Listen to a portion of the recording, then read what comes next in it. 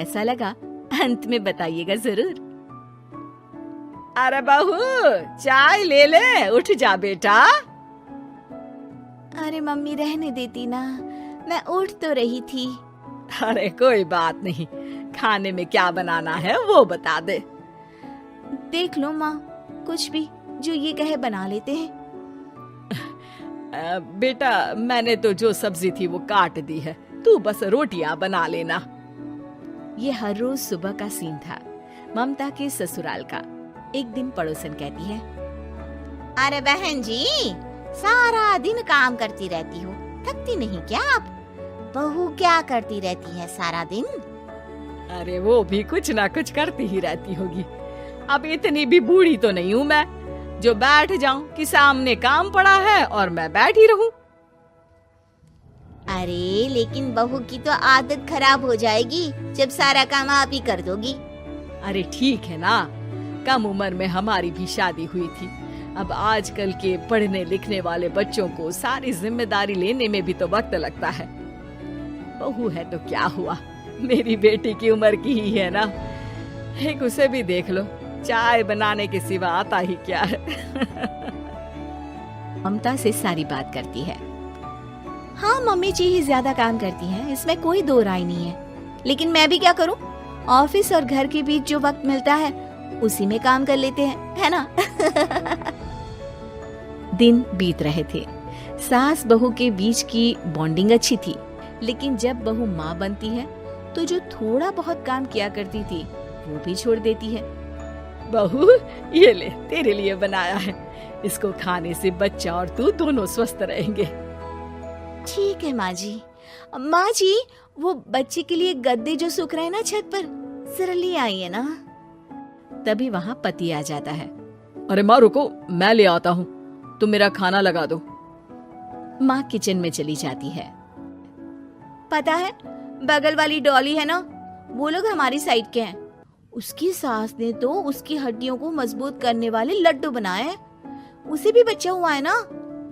पता नहीं मम्मी जी क्या पानी सा उबाल कर दे देती है, मैं तो बस वही खा लेती हूँ।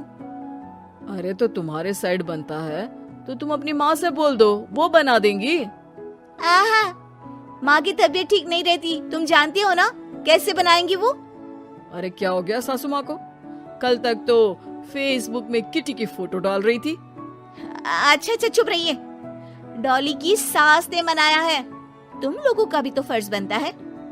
तभी वहाँ सास आ जाती है। ये ले बहू गर्म पानी की बोतल, गर्म पानी पीने से पेट अंदर हो जाएगा। नहीं माँ जी, गर्म पानी पीने से प्यास नहीं बुझती। अरे पी लेना बेटा। वो बगल वाली डॉली को तो जानती है ना, जो तुम लोगों के साइड की है। तेरे साथ ही उसका भी बच्चा हुआ था। बेचारे का कोई ख्याल रखने वाला नहीं, सारा काम करती है और रात में बस एक लड्डू खाकर सो जाती है। पेट तो लटक ही गया है और बच्चा तो कितना कमजोर सा है उसका। अच्छा माँ, क्या बात है, डॉली की ये हाल है? क्यों मैडम, क्या कहना है आपका? पता है मुझे, किसी के पास मेरी सास की तरह सास थोड़ी ना है।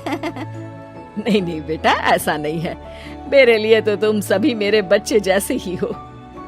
ममता को समझ में नहीं आता कि वो सास में कैसे कोई बुराई निकाले, क्योंकि हर कोई उससे उसकी सास की तारीफ ही किया करता था।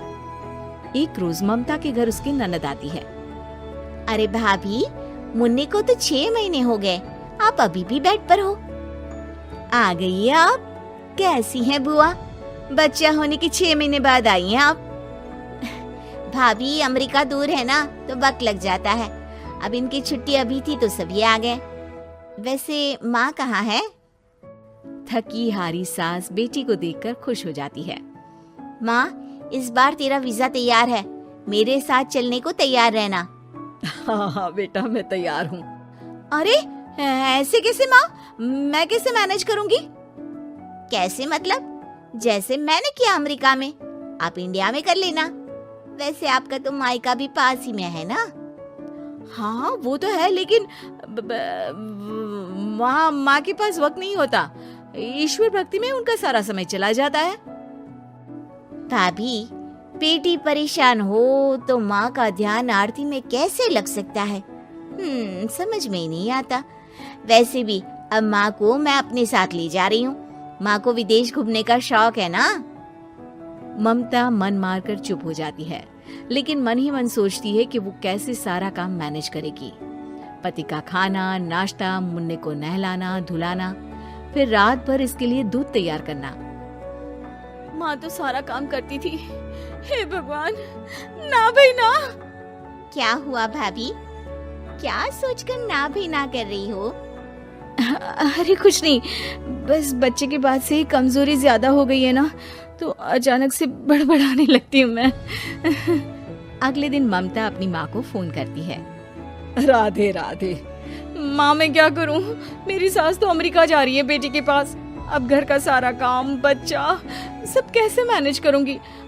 तू आ जाना माँ कुछ महीनों के लिए मेरे पास।